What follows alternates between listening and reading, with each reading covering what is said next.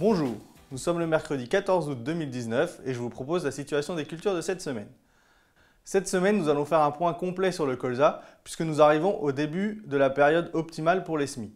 En effet, l'objectif est d'avoir un colza à plus de 4 feuilles autour du 15-20 septembre qui est la date habituelle de l'arrivée des altises.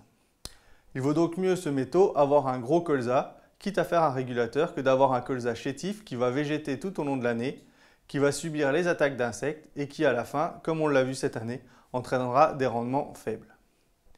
Au niveau des variétés, les valeurs sûres sont Architect, Cristiano KWS ou Tentation, qui présentent encore des bons rendements cette année dans les essais. De plus, Architect et Tentation sont résistants au virus du TUYV.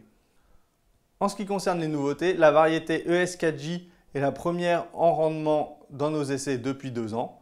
De plus, elle présente une certaine tolérance aux attaques d'insectes à l'automne.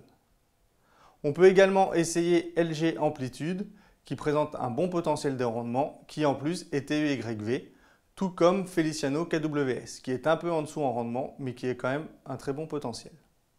Pour rappel, on peut également semer la variété ES Alicia en mélange à 3-5% afin de servir de piège à méligette. Pour que le piège soit efficace, il faut que la floraison soit décalée de 10 jours entre la variété précoce et la variété d'intérêt. Au niveau des densités de semis, avec un semoir céréales, on va semer à 40 g/m². Si on utilise un semoir de précision, on sera autour de 30 g/m². Si les conditions de semis sont moyennes, sol moteux, beaucoup de résidus en surface, on augmentera ces densités de 10%. En ce qui concerne la fertilisation, au vu des rendements importants en céréales cette année et des gros volumes de paille, il peut être judicieux d'apporter une trentaine d'unités d'azote pour aider au démarrage du colza.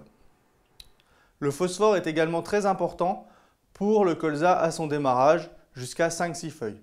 Donc un apport au moment du semis en localisé peut être un plus pour avoir un colza vigoureux.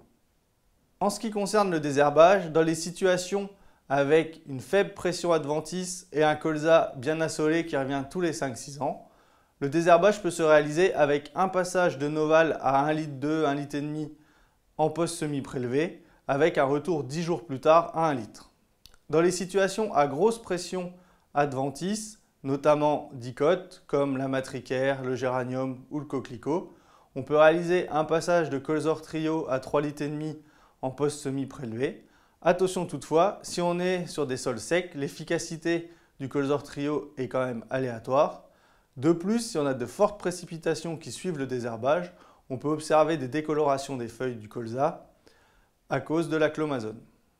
Une autre solution, c'est d'utiliser la nouveauté Mozart. Donc pour cela, on va réaliser un petit post-semis prélevé à base de méthazachlore autour de 750 g, donc ce qui représente 1,2 litre de butysant, suivi à 4 feuilles de Mozart à 0,25 litres par hectare, et ensuite en complément un antigraminé. Dans les situations à forte pression graminée, on réalisera un colzamide en pré-semis incorporé, suivi d'un Mozart à 0,25 litres à partir de 4 feuilles du colza, et en complément, on réalisera un kerb si la pression graminée est encore importante. Je vous souhaite une bonne semaine, à la semaine prochaine.